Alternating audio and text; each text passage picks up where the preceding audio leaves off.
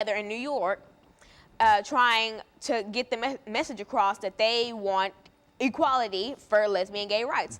And this really made me think, just like, wow, I saw so many signs that said like things like gay people shouldn't get married, man was made to be with woman, and woman was made to be with man, and like the Bible says Adam and Eve, not Adam and Steve, and just horrible things like that. Like bringing the Bible into this. The Bible does not criticize. The Bible, Christianity is a loving thing. God is a loving person, and he loves all his children. So how are you just gonna X out somebody saying, oh, well, God doesn't like? You can't say who God doesn't like because you are not God. And you know what? You just leave that alone and let people be who they want to be. And so I think that it's really heartbreaking how so many people can be so ignorant just because of something they don't know. And it's also reminded me of the American Civil Rights Movement. Like, I see so many similarities to the LGBT movement, to the Civil Rights Movement. So many people say black people are supposed to be enslaved and gay people are supposed to be burned. Like, so many people are so quick to say we've overcome that time of ignorance in American history when we haven't. It's coming right back. We had that span. I mean, ignorance is never going away, apparently, even though Martin Luther King did not die for this. He died for rights, human rights.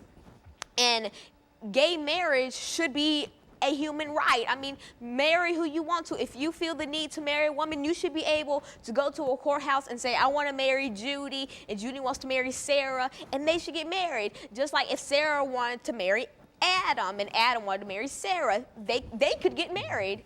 But see, Sarah can't marry Emily. And why can't Sarah marry Emily? Because they're two women. What is the big difference? They're still two humans. They're still two members of society. So what's so wrong with being a member of society? What's so wrong with being in love with who you want to be in love with? Some people just don't fit the average criteria, and oh what? Everybody's different. Everybody's special in their own way. And so I don't think that they should be X'd out or just pushed away like African Americans were during the Civil Rights Movement. Because think of how you would feel if you wanted to marry the same gender as you, and you couldn't. That's how black people felt when they wanted to marry white people back in the American Civil Rights Movement.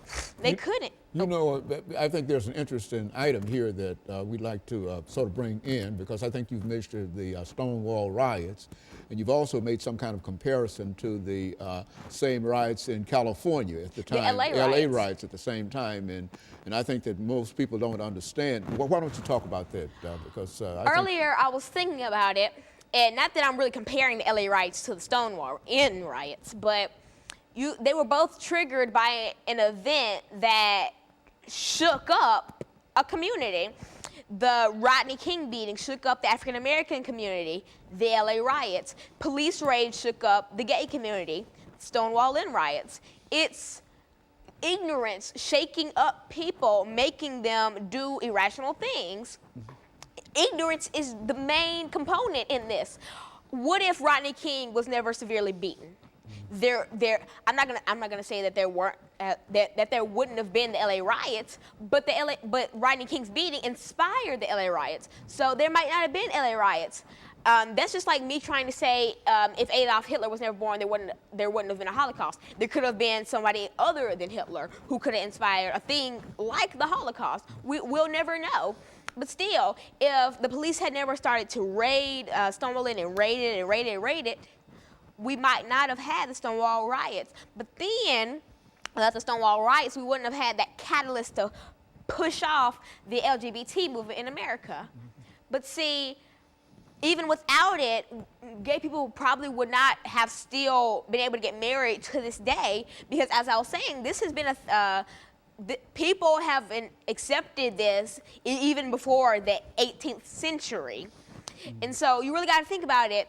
It's almost like, I mean, you aren't any better than a person because of beliefs. Like, that's like me going down the street and saying, hey, I'm better than you because I'm a Methodist and you're a Catholic. So, I mean, that's your way of life and my way of life. Everybody should be able to express themselves as they wish to express themselves. And the LGBT movement is similar to bullying. I mean, you are scared to be yourself and to come out and be your true self because of how society is going to look at you.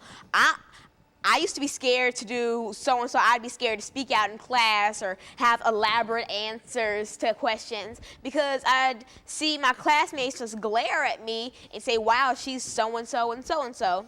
But then I overcame that. I'm proud of who I am. And I will stand up in class and I will say what I want to and I will have the most elaborate answer you might ever hear.